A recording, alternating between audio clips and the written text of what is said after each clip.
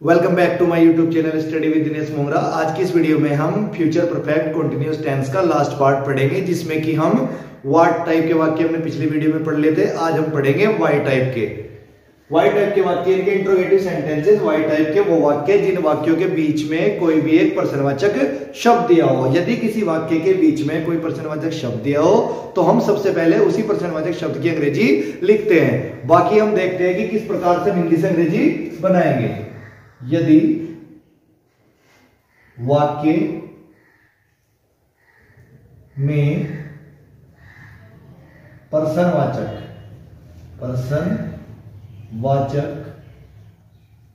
शब्द बीच में दिया हो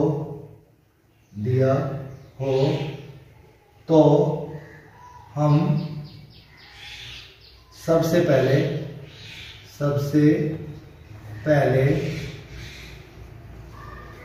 उस शब्द की अंग्रेजी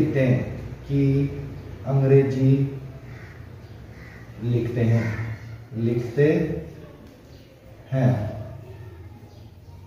फिर हम कर्ता के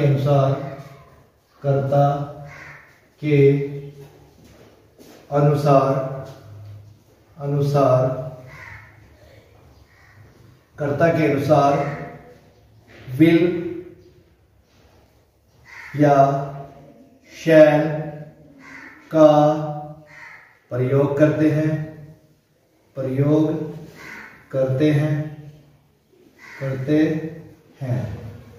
फिर हम कर्ता की अंग्रेजी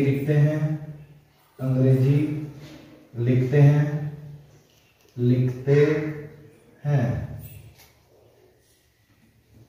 फिर हम हैव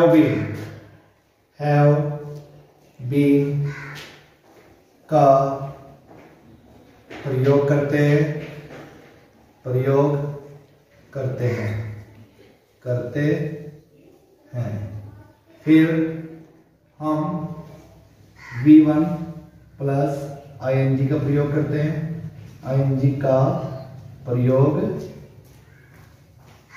करते हैं। फिर ऑब्जेक्ट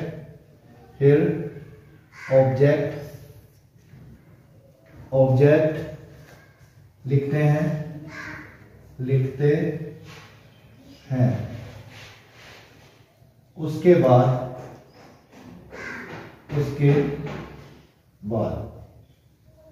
बाद हम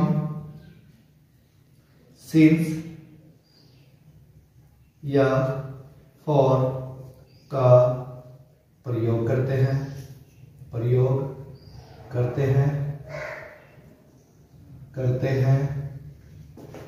फिर दिया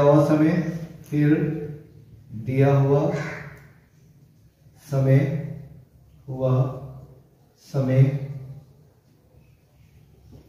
तथा अंत में प्रश्नवाचक